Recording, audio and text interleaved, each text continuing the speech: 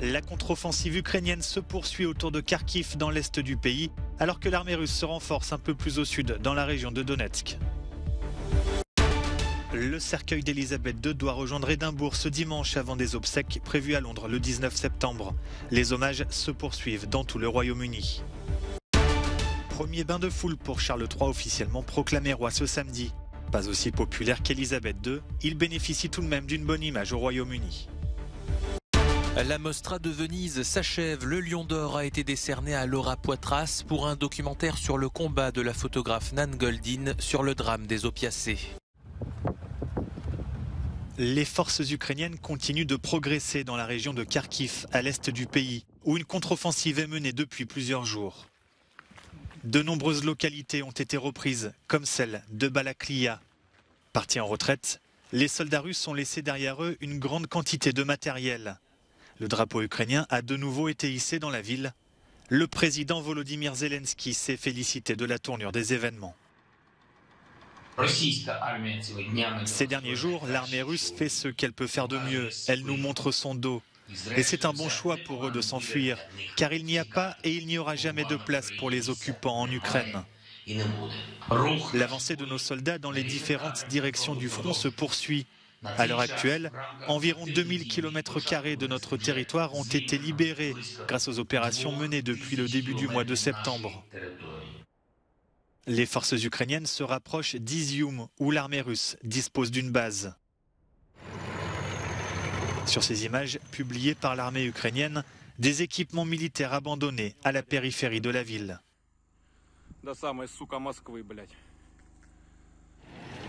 Ces dernières heures, Moscou a annoncé retirer des troupes de cette zone pour renforcer plus au sud la région de Donetsk, tenue par les séparatistes pro-russes.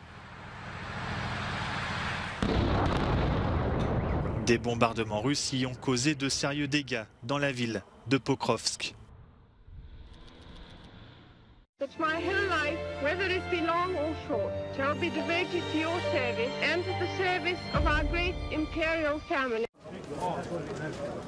3 jours après son décès, la reine Elisabeth II entame son dernier voyage ce dimanche.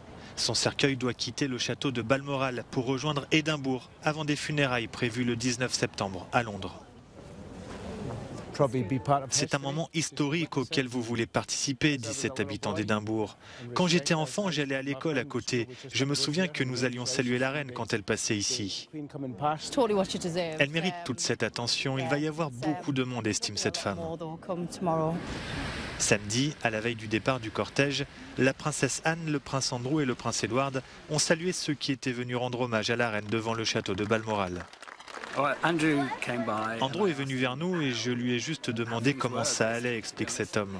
Il m'a simplement répondu qu'il profitait de cette journée pour être en famille. Nous sommes venus déposer des fleurs pour rendre hommage à la reine, mais nous ne nous attendions pas du tout à voir la famille royale, raconte cette femme venue d'Aberdeen. C'était assez émouvant, on pouvait vraiment sentir qu'ils étaient en deuil. Je pense que ça a dû être vraiment dur pour eux.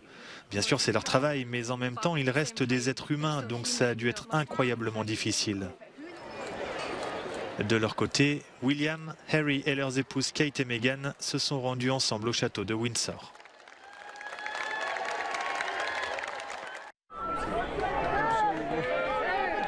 Le roi Charles III s'est offert un premier bain de foule ce samedi.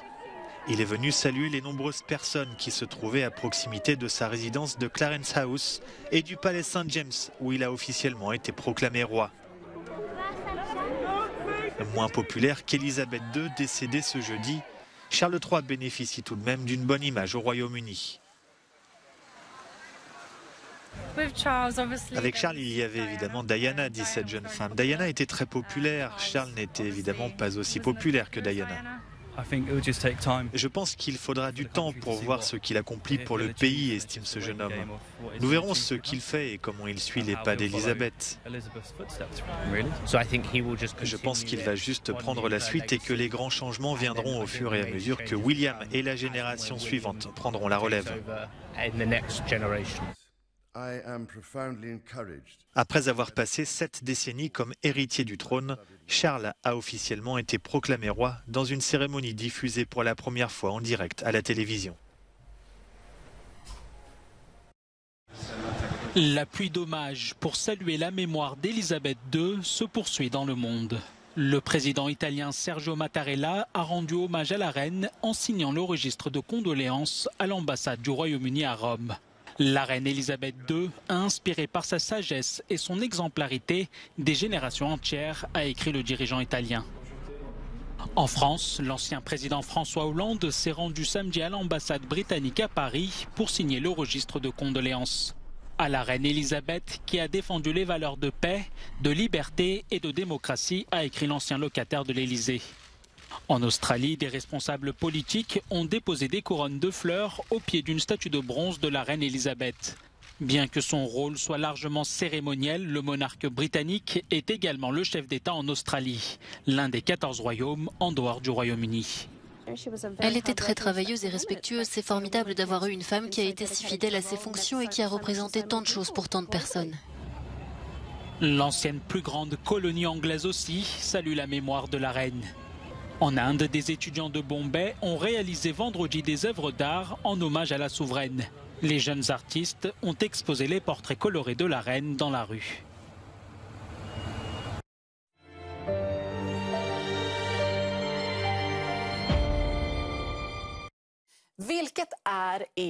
Les Suédois sont appelés aux urnes ce dimanche à l'occasion d'élections législatives qui s'annoncent plus serrées que jamais. Cette semaine, les chefs des différents partis se sont rassemblés lors d'un dernier débat télévisé pour évoquer différents thèmes, les prix de l'énergie, le climat ou encore la criminalité. Si l'actuelle première ministre, la social-démocrate Magdalena Andersson, jouit d'une bonne image auprès des électeurs et que son parti est en tête dans les sondages, cela ne suffira peut-être pas à la gauche pour conserver le pouvoir. Les préoccupations des Suédois favorisent la montée en puissance du parti nationaliste et anti-immigration SD, qui pourrait faire pencher la balance en faveur de l'alliance de droite. Des élections très attendues en Suède, mais pas seulement. Le pays est engagé dans un délicat processus d'adhésion à l'OTAN et prendra la présidence tournante de l'Union européenne le 1er janvier prochain.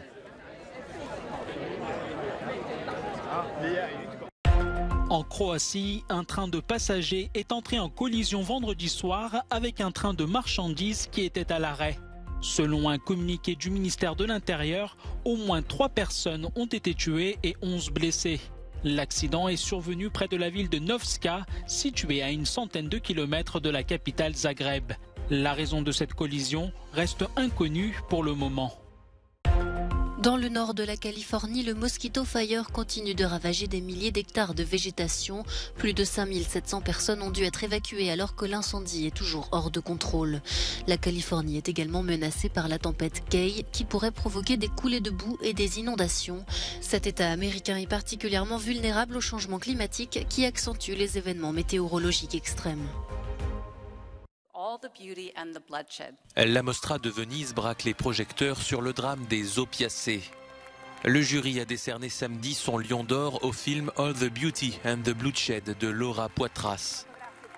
Un documentaire sur la photographe Nan Goldin et sa lutte acharnée contre les pratiques commerciales agressives d'un groupe pharmaceutique ayant conduit à la surconsommation d'antidouleurs aux opiacés et donc à des overdoses faisant des dizaines de milliers de morts aux États-Unis. L'actrice australienne Cate Blanchett a remporté le 2e prix d'interprétation de sa carrière en incarnant une chef d'orchestre ivre de pouvoir dans Tar de Todd Field.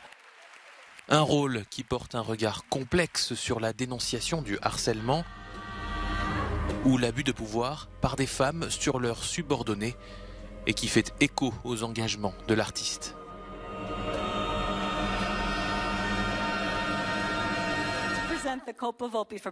Le prix masculin d'interprétation a été remporté par Colin Farrell pour son rôle de fermier au cœur tendre dans une comédie à l'humour noir, The Banshees of Inisherin. L'histoire d'une amitié qui s'achève violemment dans le cadre d'une île bucolique isolée dans l'Irlande des années 1920.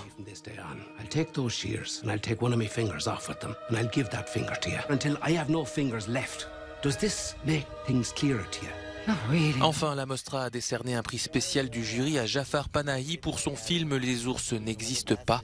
Le réalisateur, emprisonné depuis juillet pour propagande contre le régime iranien, a été longuement ovationné par le public.